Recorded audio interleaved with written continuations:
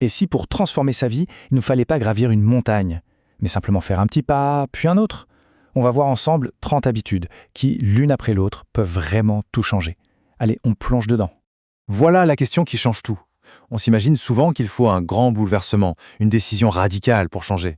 Mais si la vraie magie se trouvait dans cette toute petite chose qu'on fait chaque jour, vous savez, ces briques qu'on pose l'une après l'autre, presque sans y faire attention, ce sont elles qui, au final, construisent les plus beaux édifices. Et tout commence par là, à l'intérieur. Avant même de penser à l'action, il faut accorder son instrument le plus précieux, son état d'esprit. C'est le socle, les fondations sur lesquelles on va pouvoir construire tout le reste. Alors, ce trio, il est fondamental. Et ce ne sont pas juste des concepts en l'air. La gratitude, par exemple, c'est un entraînement actif pour que notre cerveau apprenne à voir ce qui va bien. La mentalité de gagnant, c'est simple. Ça veut dire qu'un échec, ce n'est plus une fin en soi, c'est juste une info, une leçon. Et le zéro plainte, celui-là est puissant. C'est décider de prendre l'énergie de la frustration et de la mettre au service de la solution. C'est un vrai game changer. Là, on touche à un truc essentiel, l'autodiscipline. Il faut vraiment la voir comme un muscle. Choisir la récompense sur le long terme, c'est comme faire la dernière répétition à la salle de sport, celle qui brûle. Sur le coup, c'est dur, mais c'est ça qui construit la force. Chaque fois qu'on choisit le chemin un peu plus difficile, on se prouve à soi-même qu'on est fiable. C'est logique en fait.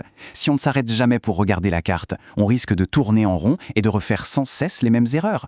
Cette petite analyse du dimanche, c'est comme avoir un GPS personnel. On fait le point, on voit où on en est, on ajuste un peu la trajectoire pour que la semaine qui arrive soit, un peu meilleure que la précédente. C'est un outil de pilotage tout simple, mais redoutable. Bon, avoir un mental d'acier, c'est super. Mais un excellent pilote dans une voiture sans essence, il ne va pas aller bien loin. Ce véhicule, c'est notre corps.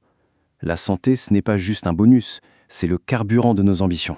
Ces 4 piliers, ils ne sont tout simplement pas négociables. Le sommeil, ce n'est pas du temps perdu. C'est le moment où le cerveau se régénère et consolide tout ce qu'il a appris. Ce qu'on mange a un impact direct sur notre clarté d'esprit.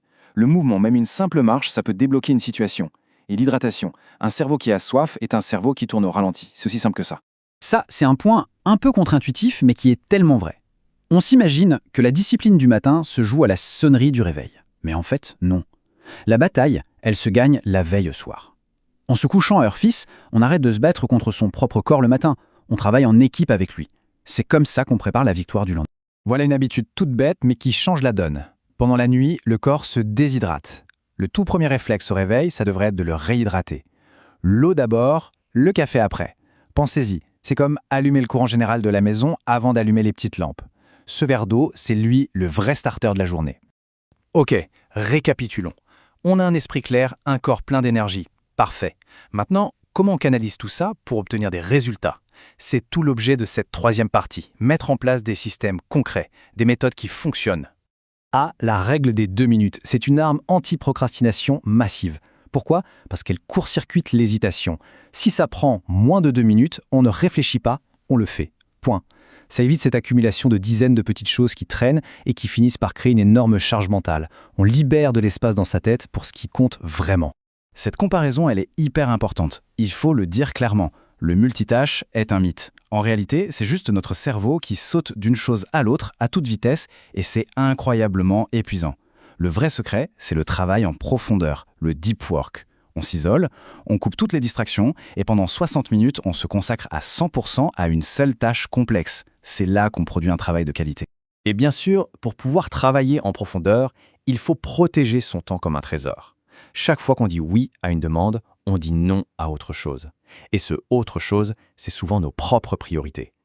Apprendre à dire non, ce n'est pas être égoïste ou méchant. C'est simplement être clair et lucide sur ses propres engagements. C'est une compétence absolument stratégique. On arrive à la dernière partie, la clé de voûte. C'est le ciment qui va lier toutes les briques qu'on vient de voir. On peut avoir le meilleur état d'esprit, une santé de fer et des systèmes parfaits. Sans cet ingrédient final, rien ne tient. S'il y a une seule et unique phrase à retenir de tout ça, c'est celle-ci.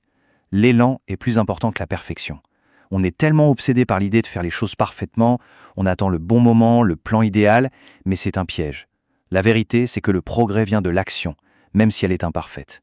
Il vaut mieux avancer maladroitement que de rester sur place parfaitement. L'important, c'est de garder le mouvement. Et pour garder cet élan, cette habitude est fondamentale. Finir ce qu'on commence. Pourquoi?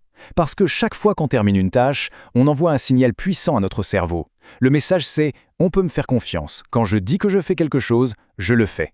Commencer, c'est facile. C'est en allant jusqu'au bout qu'on bâtit la confiance en soi et qu'on voit concrètement le chemin parcouru. Finalement, la question n'est pas de savoir comment on peut tout révolutionner en une seule fois. La seule question qui vaille, c'est quelle est la plus petite chose, le plus petit pas qui peut être accompli aujourd'hui pour enclencher le mouvement.